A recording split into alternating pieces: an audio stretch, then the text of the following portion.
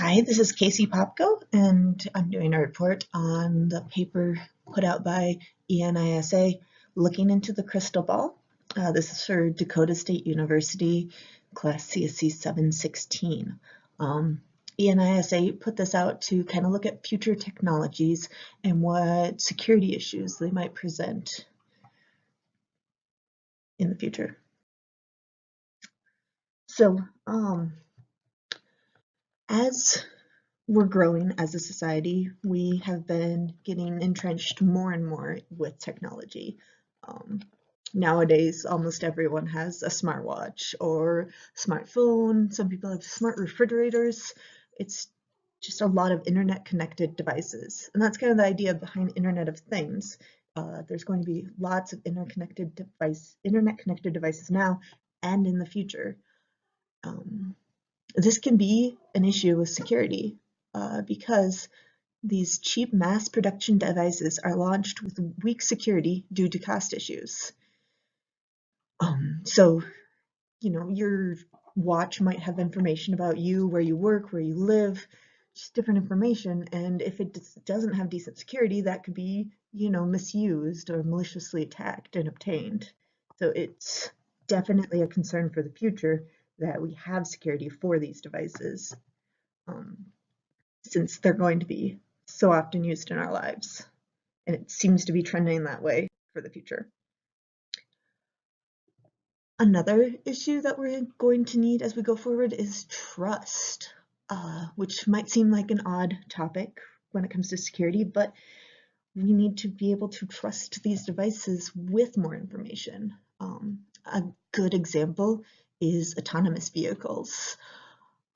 If I'm crossing the street as a pedestrian in front of an autonomous vehicle, I need to be able to trust that that vehicle is not going to go forward, that all the functions are, secure and going to work perfectly 100% of the time. And I also need to know that those devices can't be maliciously attacked and taken over so that someone could be controlling a car from a country away. That could be a very bad thing. It becomes a life and death situation. Another, I think, even more trusting device is the Internet of Bio-Nano Things. So this is basically where you would have internet connected devices inside your body that could control your cells or different things to help you with health issues. I think you would have to have the absolute most trust and the highest level of security, because it is such a dangerous situation if they don't. Someone could maliciously attack and literally control your cells, so you definitely need trust in order to even look at that in the future as an option.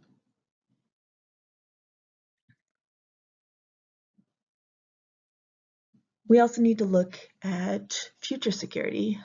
Security is not going to stay the same. It's a constantly evolving cycle. When you think about security in the software development lifecycle, you need to start thinking about it right away, as they say, built in rather than bolted on.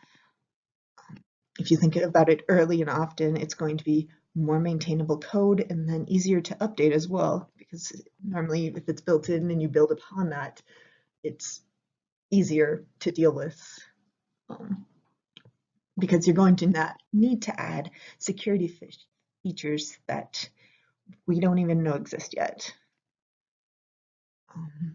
And as we make new developments in software, so too will others find new ways to take those developments and use them incorrectly, accidentally, or maliciously. So there's going to be basically a race constantly of security versus, malicious attacks.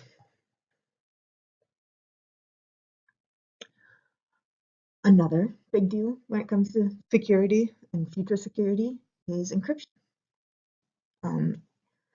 If your data is breached and it's important, you want that data to have been encrypted. super useful thing to have, especially with sensitive data, say social security numbers, or credit card numbers, cell phone numbers maybe. Just a lot of different data should be encrypted.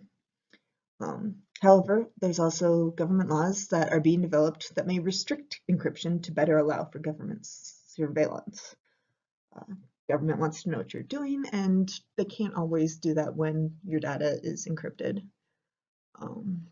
However, there's still encryption out there, and new models for use of cryptography are being developed in an attempt to secure component interactions within IoT, or Internet of Things, environments and applications. So we're still developing the encryption technology for future devices and technologies.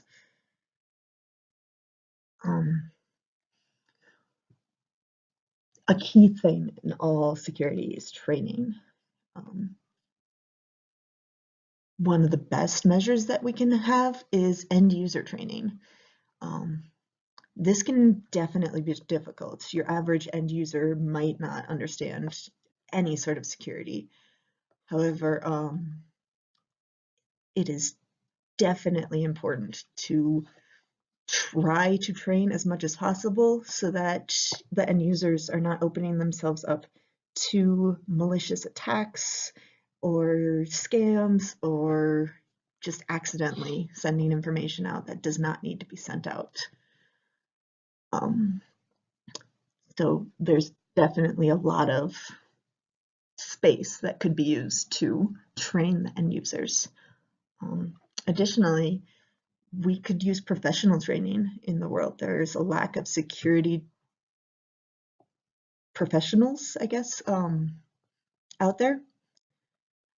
And this problem is only going to become more pervasive.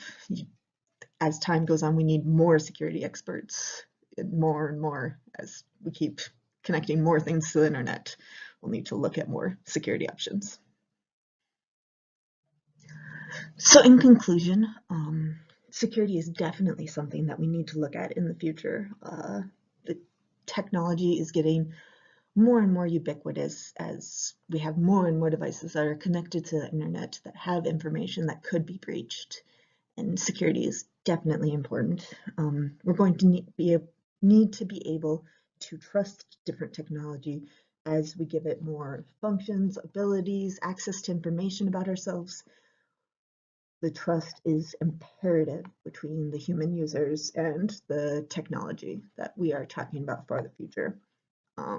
There's going to be future security issues that come up, and we're going to be able to need to look at them and see them and develop for them to strengthen our security and patch holes in security. Encryption is an important part of security and continues to be developed more and more. And training can be so useful, especially for the end users, but also we need more professional security workers in the world. That concludes my presentation. Thanks for listening.